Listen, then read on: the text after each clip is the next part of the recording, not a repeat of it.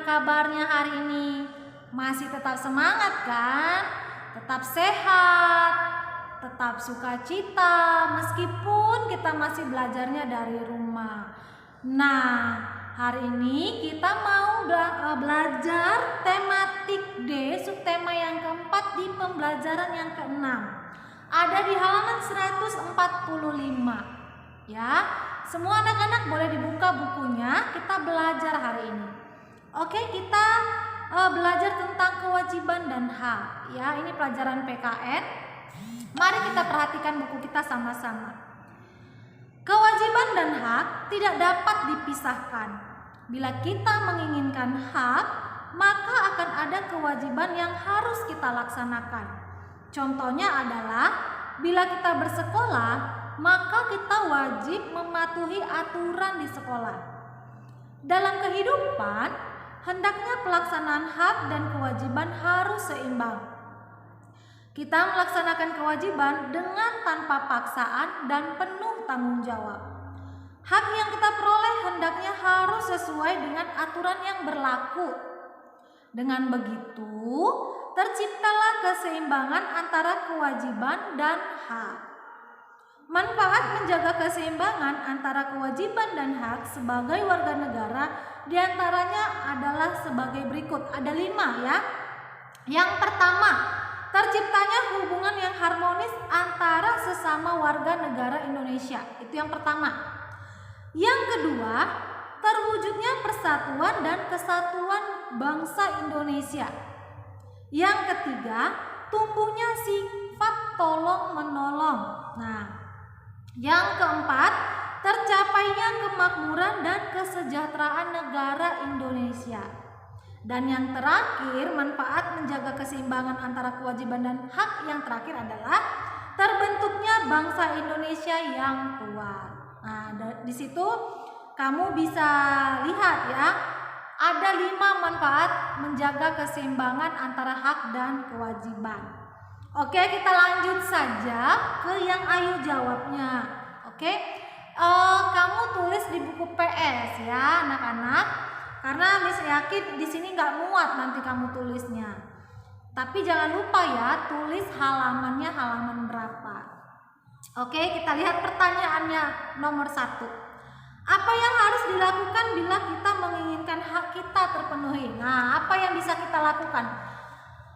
Jawabannya adalah kita harus melaksanakan kewajiban terlebih dahulu ya. Kita harus lakukan kewajiban kita dulu baru kita bisa mendapatkan hak kita ya. Nomor 2, bagaimanakah keseimbangan antara kewajiban dan hak dapat tercipta? Nah, itu jawabannya ada di paragraf yang kedua ya, kita kerjakan sama-sama. Kita melaksanakan kewajiban dengan tanpa paksaan dan penuh tanggung jawab. Lalu, hak yang kita peroleh hendaknya harus sesuai dengan aturan yang berlaku. Itu ada di paragraf kedua ya, kamu bisa lihat. Miss Nora ulang ya, kita melaksanakan kewajiban dengan tanpa paksaan dan penuh tanggung jawab. Lalu, hak yang kita peroleh hendaknya harus sesuai dengan aturan yang berlaku. Itu untuk nomor 2 ya. Nomor yang ketiga, soal yang ketiga, jelaskan manfaat dari adanya keseimbangan kewajiban dan hak sebagai warga negara. Nah, tadi ada manfaatnya ada 5 ya, kamu bisa lihat di paragraf yang ketiga. Yang 5 itu manfaatnya kamu tulis ya. Miss Nora nggak usah lagi sampaikan ke kamu, kamu bisa langsung lihat di buku halaman 145 paragraf yang ketiga. Itu jawaban untuk soal nomor 3 ya. Sudah? Kalau sudah, maka kita teruskan di halaman 146 ya. Yang ayo mencari tahu. Ini masih pelajaran PKN ya. Kamu telah mempelajari berbagai kewajiban dan hak sebagai warga negara. Tuliskan kembali kembali hak dan kewajiban negara pada tabel berikut. Nah, ini juga kita kerjain bareng-bareng ya. Kamu lihat, nah kamu tulis hak dan kewajibannya itu di buku paket, nggak usah di buku tulis ya. Yang pertama, tujuannya lingkungan yang sehat. Apa haknya? Apa hak kita sebagai warga negara dengan adanya lingkungan yang sehat? Jawabannya adalah mendapat lingkungan yang sehat. Itu haknya. Kewajibannya apa? Berarti kita harus menjaga dan merawatnya. Kita harus menjaga dan merawat lingkungan kita supaya tetap sehat, nggak kotor ya. Oke. Lalu tujuan yang kedua, fasilitas kesehatan. Apa hak yang kita bisa dapat atau apa ya hak yang bisa kita peroleh? Jawabnya adalah mendapat pengobatan ya. Itu hak kita dengan adanya fasilitas kesehatan. Kewajiban kita apa? Membayar biaya pengobatan. Oke, kita harus bayar ya. Tapi bagi orang-orang yang tidak mampu, pemerintah juga menyediakan fasilitas kesehatan yang gratis ya. Itu bagi orang-orang yang kurang mampu. Oke, sebagai pelajar apa hak kita? Jawabannya adalah mendapatkan pelajaran atau boleh mendapatkan nilai atau juga boleh mendapatkan perhatian dari guru, itu boleh ya. Lalu apa kewajiban kita? Kewajiban kita adalah mendengarkan guru ya. Oke, lanjut. Ikut membangun bangsa. Apa hak yang bisa kita dapat? Jawabnya adalah hidup sejahtera. Ya, itu hak yang bisa kita peroleh dengan ikut membangun bangsa. Kewajiban kita apa? Kewajiban kita adalah mengisi kemerdekaan dengan cara belajar. Mengisi kemerdekaan dengan cara belajar. Sudah?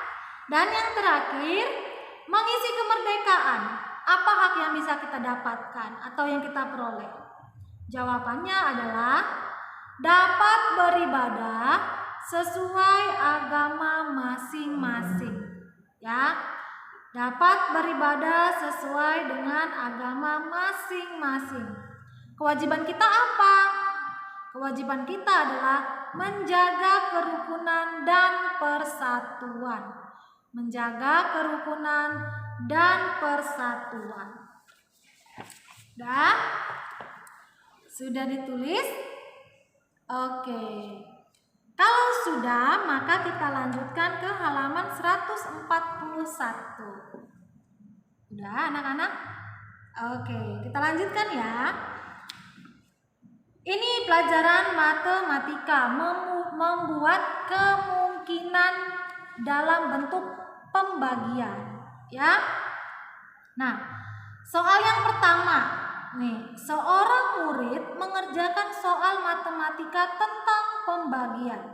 Di dalam sebuah kotak terdapat sejumlah kue.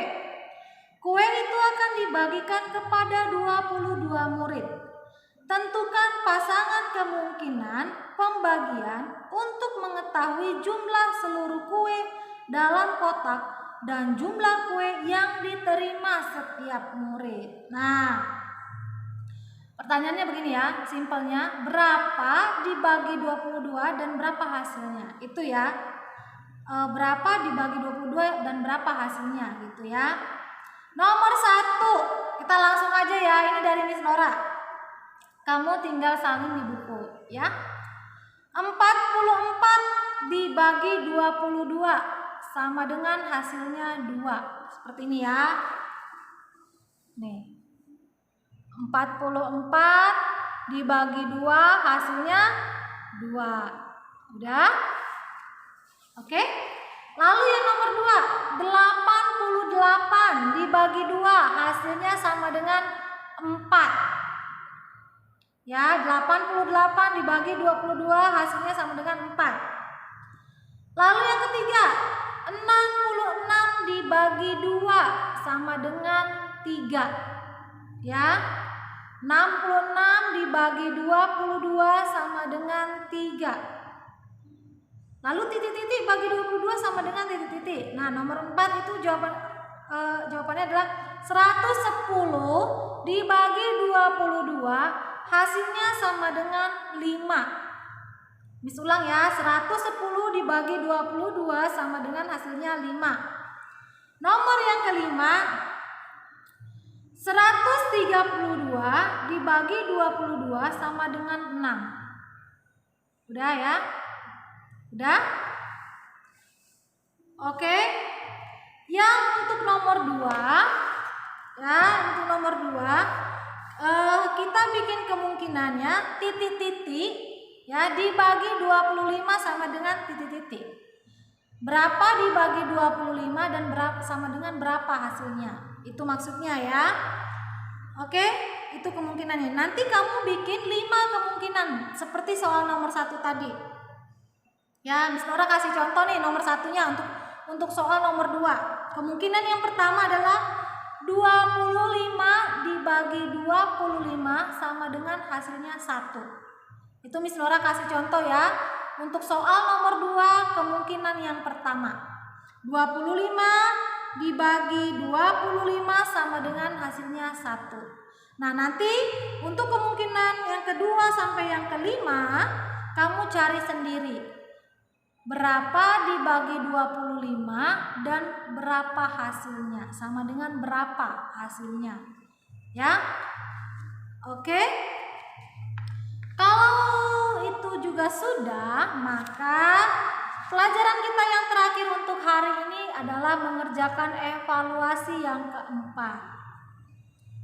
Ya, seperti biasanya nomor 1 sampai 3 itu kita jawab sama-sama. Nomor 4 dan seterusnya itu kamu kerjakan masing-masing ya. 3 soal kita kerjakan bareng-bareng. 3 soalnya lagi kamu kerjakan sendiri. Oke, kita perhatikan yang nomor 1, pelajaran PKN halaman 150, evaluasi yang keempat ya. Kewajiban warga negara atas lingkungan yang sehat adalah A. Menjaga kebersihannya, B. Merusaknya, C. Memanfaatkannya. Jawabannya adalah ya A. Menjaga kebersihannya. Nomor 2. Berikut ini fasilitas-fasilitas yang negara sediakan untuk warga negara. Fasilitas yang digunakan untuk menjaga kesehatan adalah A. Sekolah, B. Puskesmas, C. Jalan raya. Mana nih fasilitas yang digunakan untuk menjaga kesehatan? Iya, benar. Yang B ya, puskesmas. Nomor 3. Menjaga kerukunan antar pemeluk agama merupakan salah satu kewajiban dalam A. Memperoleh layanan kesehatan, B. Mengisi kemerdekaan, C. Memperoleh pendidikan. Itu merupakan kewajiban mengisi kemerdekaan. Nomor 3 jawabannya B ya. 4 sampai 6 kamu kerjakan sendiri. Bisa? Miss Nora yakin anak-anak kelas 3 pasti bisa. Kita lanjutkan ke bahasa Indonesia nomor 7. Contoh kalimat saran adalah A. Nilai Anjani lebih baik dari Andini. B. Kita sebaiknya pergi pagi-pagi. C. Gunakan waktumu sebaik-baiknya. Mana jawabannya yang termasuk kalimat saran? Iya, jawabannya adalah B. Kita sebaiknya pergi pagi-pagi. Lanjut nomor 8. Penggunaan bahasa Indonesia yang kurang baik terdapat pada kalimat A. Alangkah baiknya bila kamu mengutamakan kepentingan bersama. B. Tolong bawain bingkisan ini ke rumah Paman Joni. C. Ayo kita angkat meja ini bersama-sama. Jawabannya adalah yang kurang tepat penggunaan bahasa Indonesianya adalah yang B. tolong bawain. Nah, itu bawainnya ya. Kurang baik atau kurang tepat ya. Jadi nomor 8 jawabannya yang B. 9. Dusun Mekarsari selalu dilanda banjir setiap musim penghujan. Hal ini disebabkan banyak warganya yang membuang sampah ke sungai, sehingga sungai meluap jika turun hujan. Permasalahan dari kasus di atas adalah A. Banyak warga dusun Mekarsari yang tidak menjaga kesehatan tubuhnya. Bukan itu ya permasalahannya. B. Dusun Mekarsari selalu banjir pada musim penghujan. C. Polusi di dusun Mekarsari sangat tinggi. Mana kira-kira yang cocok permasalahannya dengan pernyataan yang tadi di atas? Iya, jawabannya adalah yang B. Dusun Mekarsari selalu banjir pada musim penghujan.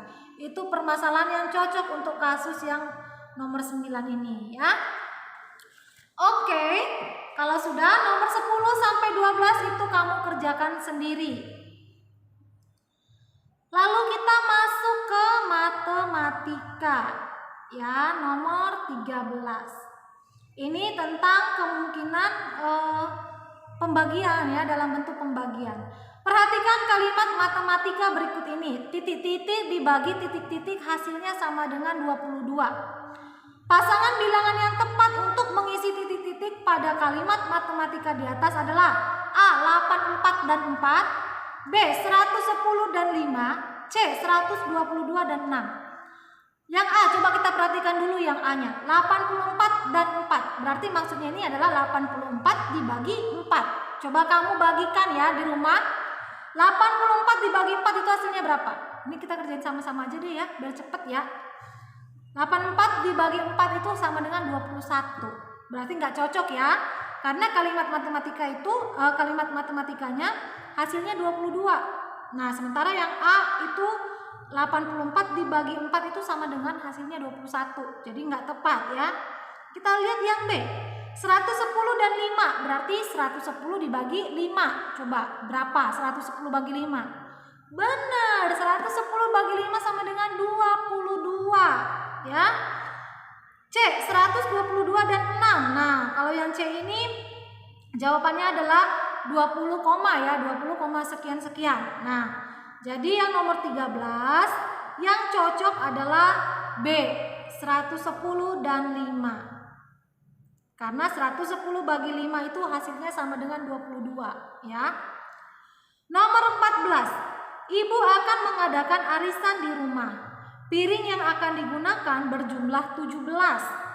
Masing-masing piring itu akan diisi kue yang sama banyak. Banyaknya jumlah seluruh kue dan jumlah kue dalam tiap piring yang tepat adalah A. 51 dan 4.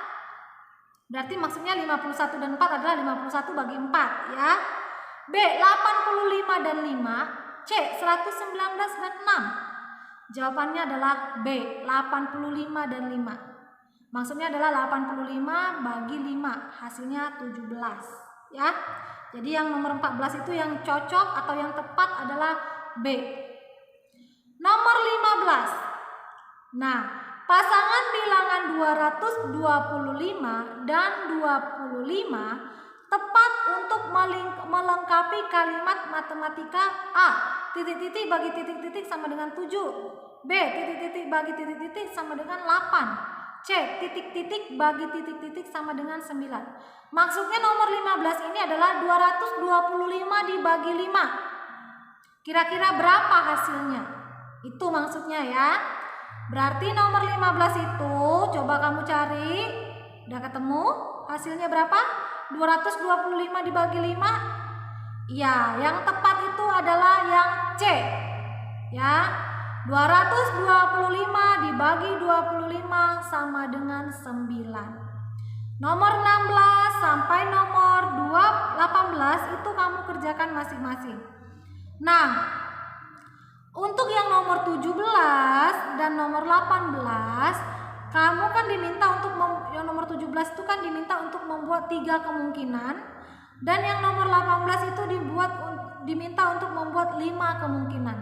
Kalau misalnya kamu nggak muat di halaman 17 ini, di nomor 17 dan 18 ini nggak muat dikerjakan di situ, bisa kamu tulis atau bisa kamu kerjakan di buku PS ya. Tapi jangan lupa bikin halamannya halaman berapa dan nomor berapa. Atau bisa juga di bukumu ini, di buku paket kita ini kamu tulis, tapi tulis kecil-kecil ya. Kemungkinannya saja berapa. Misalnya nomor 17 kan 3, kamu tulis kemungkinannya 3. Berapa dibagi berapa yang hasilnya 13 gitu ya. Nomor 18 5 kemungkinan ya. Nah, nomor 18 ini berapa dibagi berapa yang hasilnya 30 ya. Bisa ya, 5 kemungkinan. Kalau nggak muat di buku paket boleh di buku PS, tapi kalau muat kamu tulis di buku paket boleh di buku paket. Tapi ingat ya anak-anak, kamu tulis itu tulisannya harus yang rapi, yang jelas. Lalu kalau kamu memfoto ya, foto tugasnya ini, Miss Nora minta fotonya itu jangan blur ya, karena itu akan menyulitkan Miss Nora untuk ngoreksi punya kamu. Kalau nanti Miss Nora susah untuk ngoreksinya, maka nanti Miss Nora akan balikan lagi GCR-nya ke kamu. Ya. Oke. Kita lanjutkan pelajaran yang terakhir yang SBDP. Nomor 25. Bahan yang digunakan untuk membungkus kado adalah A. Kawat, B. Kain, C. Kertas kado. Ya, jawabnya adalah C. Kertas kado ya. 26. Saat membungkus kado, kertas pembungkus kado harus titik-titik dari kado. A. Lebih kecil, B. Sama besar, C. Lebih besar. Jawabannya adalah C. Harus lebih besar. Kertas pembungkus kadonya harus lebih besar dari kadonya ya, atau dari barang yang mau dibungkus. Ya. 27. Benda berikut yang tidak cocok untuk dijadikan hiasan kado adalah A. Bunga, B. Jepit rambut, C. pita.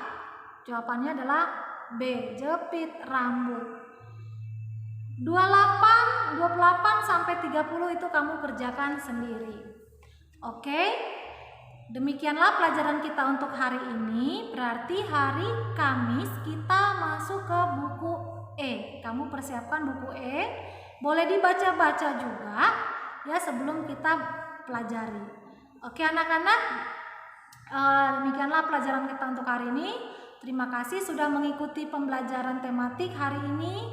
Miss Nora harapkan kamu tetap jaga kesehatan, patuhi protokol kesehatan. Kalau nggak terlalu penting jangan keluar rumah ya anak-anak. Kalau boleh main aja di rumah kamu ya, main di rumah nggak apa-apa ya. Demi menjaga kesehatan kita bersama, menjaga kesehatan kamu, orang-orang di sekitar kamu juga ya. Dan tetap semangat. Jangan lupa yang paling penting dari semuanya itu adalah jangan lupa berdoa. Doakan dirimu, doakan keluargamu, doakan teman-temanmu supaya semuanya dalam keadaan sehat. Oke anak-anak, terima kasih. Sampai jumpa esok hari. Dadah, God bless you. Tuhan Yesus memberkati. Dadah.